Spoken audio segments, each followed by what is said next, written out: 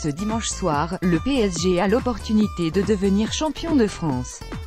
Même si le statut final n'est pas du domaine du suspense, le club francilien peut le faire chez lui, devant son public et face à son poursuivant, celui qui aurait pu venir le titiller dans sa domination cette saison et qui l'a privé de ce même titre la saison passée.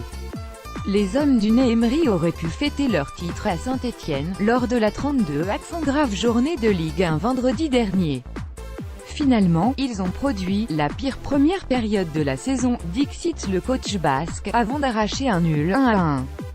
Mais même avec une victoire, les Parisiens auraient dû fêter leur titre devant leur TV, en attendant l'issue entre Monaco et Nantes, 2-1. Ils ont donc là l'occasion de se voir couronner, avec la manière. Ce PSG Monaco est une rencontre pleine de symboles. Le technicien espagnol ne prend pas cette confrontation à la légère, malgré la copie parfaite rendue par les siens face aux Monégasques lors de la finale de Coupe de la Ligue à Bordeaux, le 31 mars dernier, 3-0. Nous voulons gagner et faire un match complet. Nous voulons faire 90 minutes avec un esprit de compétiteur et de l'intensité. Monaco, qui n'a pas perdu depuis 17 matchs en Ligue 1, est dans une bonne période. Les deux meilleures équipes du championnat vont s'affronter, avec le titre en jeu pour nous.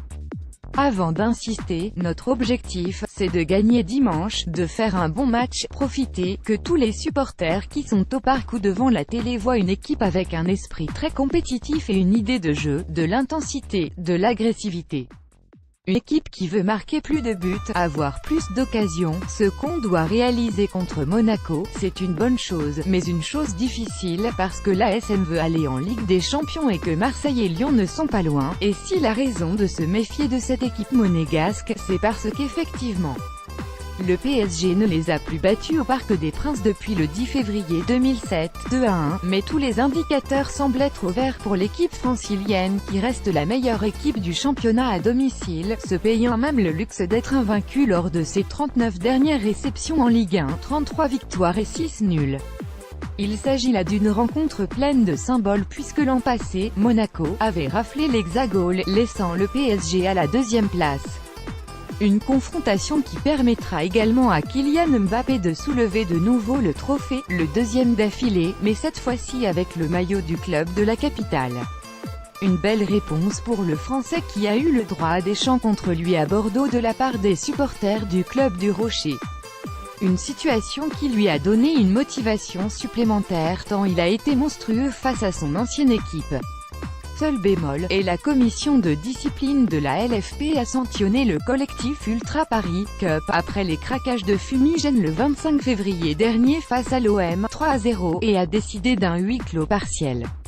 Le parc devrait donc moins résonner qu'à l'accoutumée. Enfin, pour Unai Emery, ce titre, même s'il est déjà quasiment acquis, est d'une importance capitale.